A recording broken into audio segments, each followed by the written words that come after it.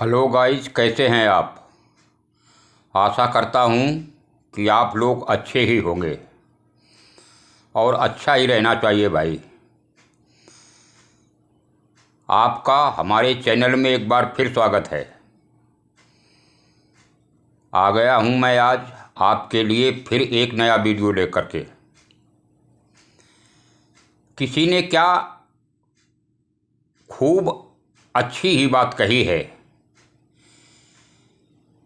कि अनुभव की भट्टी में जो तपते हैं, दुनिया के बाजार में वही सिक्के चलते हैं।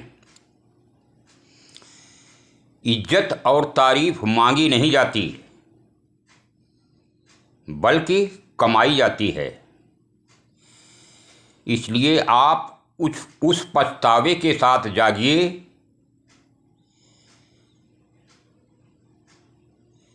जिसे आप कल पूरा नहीं कर सकते,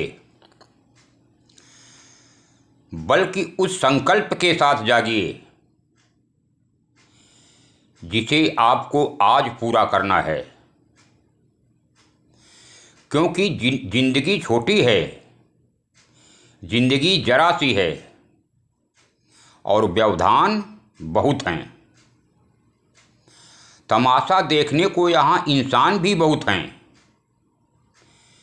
इसलिए ज़िंदगी को खूबसूरत बनाइए, क्योंकि ज़िंदगी की हर चीज़ सुबह कुछ शर्त लेकर आती है और ज़िंदगी की हर शाम कुछ तजुर्बे दे करके जाती है। इसलिए आप थोड़ा सा भी कमाओ, उसमें भी खुश रहने का प्रयास करो, क्योंकि लोगों की कमाई छोटी हो या बड़ी, वही उसके लिए सुकून देने वाली हो सकती है यदि वह चाहे। लेकिन इंसान बड़ी ही कमाई में खुश होता है, छोटी कमाई में खुश क्यों नहीं होता। लेकिन मैं तो अपनी छोटी सी कमाई पर जिंदगी भर खुश रहा और किसी भी चीज़ को प्राप्त करने की कभी भी मुझे ख्वाहिश भी नहीं रही। ये सोच करके कि रोटी का साइज तो सभी घरों में एक जैसा ही होता है, छोटा और बड़ा साइज नहीं होता। फटकार सुनना है तो बुद्धिमान व्यक्ति की सुनो, क्योंकि यह मूर्ख व्यक्ति से प्रशंसा सुनने से ज़्यादा हितकारी होती है। आपके विचार आपके भविष्य का निर्धारण करते हैं, इसलिए कमज़ोर विचार मत रखो और न ही कमज़ोर बनकर शोर मचाओ, क्योंकि शोर मचाने से नाम नहीं बनता है। कुछ ऐसा काम करो कि आपकी खामोशी भी अखबारों में छपना प्रारंभ हो जाए और हर तरह से क्या, हर तरफ से अपने कर्मों से अपने को श्रेष्ठ बनाओ और अपने निम्न स्तर के कर्म करके अपने को नीचे मत गिराओ, क्योंकि कर्मों से ही इंसान की पहचान होती है। क्योंकि महंगे कपड़े तो दुकानों में पहने हुए बड़े बड़े बुत भी खड़े मिलते हैं। परिवार वालों को छोड़कर कोई किसी का हमदर्द नहीं होता। इस भीड़ भरी दुनिया में, क्योंकि लाश को शमशान में रखकर सभी लोग पूछने लगते हैं कि और कितना वक्त लगेगा। इसलिए हमेशा समुद्र जैसे बनो,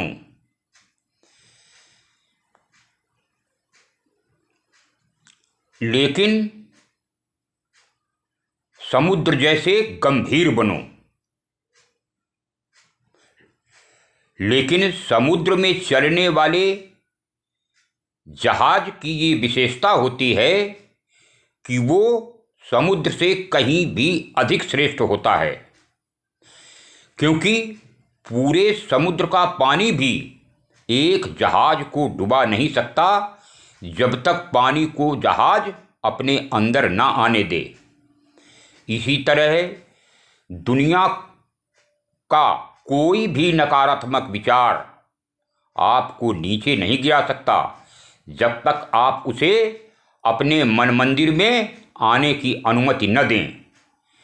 किसी के समक्ष किसी की भी बुराई आज एक बीमारी की तरह लोगों के ऊपर हावी हो चुकी है, और यदि आप 4 लोगों के बीच में बैठकर किसी तरह की किसी भी बुराई को किसी से करते हैं तो आप एक नासमझ इंसान हैं, क्योंकि आज या नहीं तो कल जान लेंगे कि आपके बारे में वे लोग आपकी बुराई करना प्रारंभ कर देंगे जब आप वहाँ से चले जाएंगे।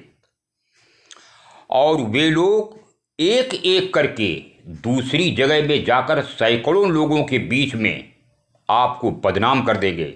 इसलिए न तो किसी की बुराई करो, न ही बदनामी और न ही निंदा। और अगर कोई भी आपकी निंदा करे तो मत घबराओ, क्योंकि निंदा सुनकर के भी समझदार व्यक्ति कभी भी घबराता नहीं है। घबराइए नहीं, बल्कि उसको अपना हथियार बना करके अपने को स्वच्छ कमल जैसे बनाने की कोशिश करो, और अपने लक्ष्य को कभी भी मत त्यागो, क्योंकि लक्ष्य प्राप्त होते ही निंदा करने वालों की राय बदल जाएगी। इसलिए अगर कोई व्यक्ति गलत भी है तो उसके बारे में लिमिट में रह कर के बोलो, अधिक नहीं, क्योंकि इससे लोग आपकी औकात का आसानी से पता लगा लेंगे। इसलिए हमें दूसरे के बारे में उतना नहीं बोलना चाहिए जितना कि हम खुद के बारे में सुन नहीं सकते। अगर हम दूसरे के बारे में कुछ कहें तो हमें भी जो दूसरा हमारे लिए कुछ कहे तो हमें सुनने की क्षमता भी रखनी चाहिए, वरना आप अधिक मत बोलिए। आप परिस्थितियों को बदल सकते हैं। अगर बदलने की आपके अंदर क्षमता है, मन की स्थिति को बदल लीजिए। आप सब कुछ अपने आप ही बदल लेंगे और अपने आप ही सब कुछ बदल जाएगा। इसलिए हमेशा सोच समझकर शब्दों का इस्तेमाल करें।